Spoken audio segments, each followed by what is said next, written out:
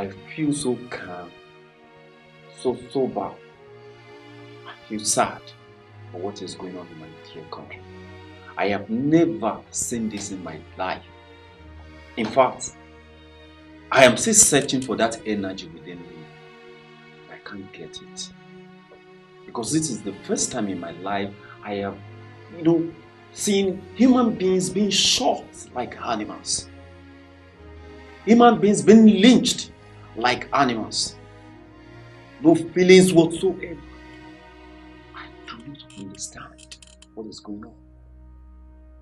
I have no choice than to storm the studio to talk about all this. But before we go ahead, I'm Ayinla Kolawole Abass, popularly known as the Legend, and this is Moyinnet TV. To enjoy more of our interesting programs, kindly subscribe to Moyinnet TV on YouTube, Instagram, Facebook, and Twitter. I'll be right back after this time out. Ever since I was born, so many things have been happening, but I don't think I've ever seen a situation like this. Yeah. Now, straight to the point.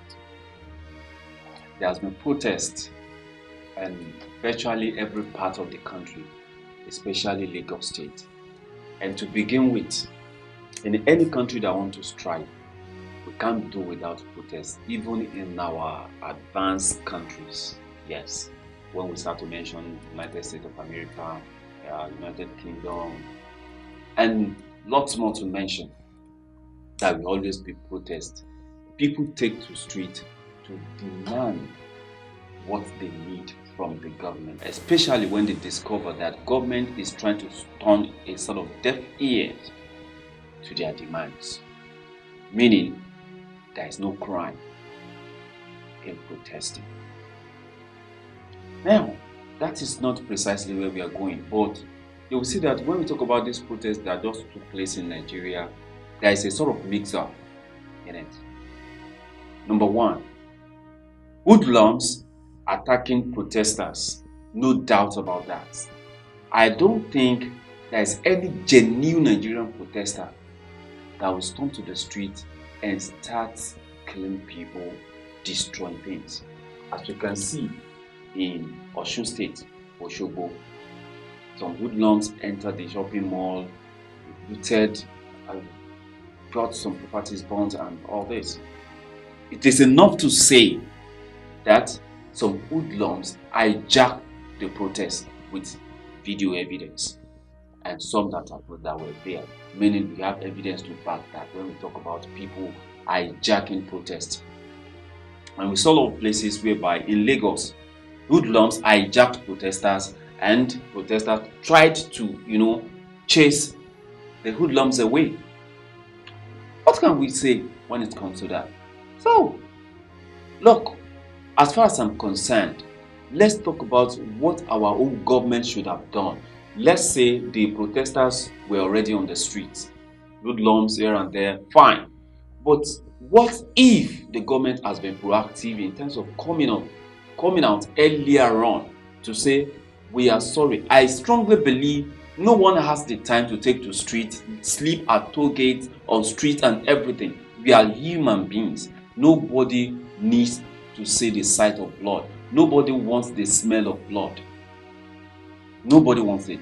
What if the government has been proactive enough to say, Nigerians, especially our president, to say, Nigerians, I am talking to you as a father, I have seen it, and I am so sorry.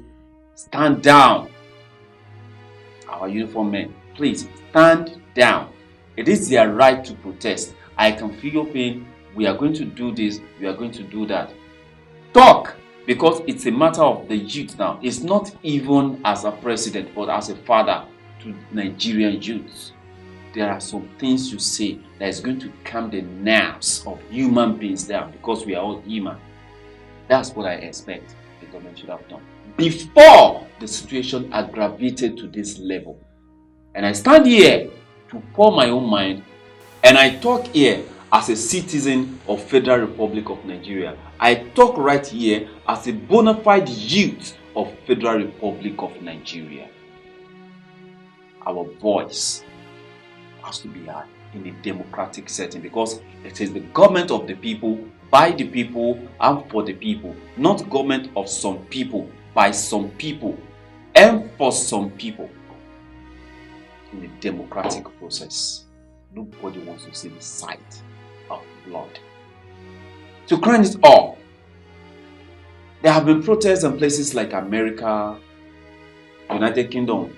Like I said earlier on, let me cite the example of, there was a particular time the blacks were protesting against the killings, and it was specifically between the blacks and their own place over there, Judge Floyd and the likes of them in America. They held him till he died. You know, at some point, when that protest aggravated, you can imagine what happened. The Chicago policemen, New York, at some point they went down on their knees apologizing at the protest ground. And some of these black people, like me, were protesting. I wasn't there, but some black people right there were shedding tears emotionally. Not because they wanted to attack, but because they felt emotional. A sort of forgiveness, kind of. And some of this policemen were also crying. That was emotional, right? And that created a sort of connect between the policemen and the protesters. That is to say, sorry can go a very long way till everything gets to this level. In Kwara State, in Lagos State, in Ekiti State, in Osun State, some part of the north, some parts of the east, Abass, to mention what's more. So who do we blame right here? I would say the government needs to be proactive. Needs to be what? Proactive. Crying off, and above all, well, I will still say nobody's blood is supposed to be shed for any reason in this country. From the side of the government, from the side of the hoodlums, we should embrace peace. I still want to know what warrants the, opening fire. I still want to know what warrants opening fire on protesters. Harmless protesters, right? Harmless protesters. I still want to know. Lots of questions to be answered. Anyways, but I am Ayinla Kolawole Abass, popularly known as the Legend. And this show is running as a recap and documentary on Moyinnet TV. To enjoy more of our interesting programs, you can kindly subscribe to Moyinnet TV on YouTube, Facebook, and Twitter. I'll see you after this time on. Bye now.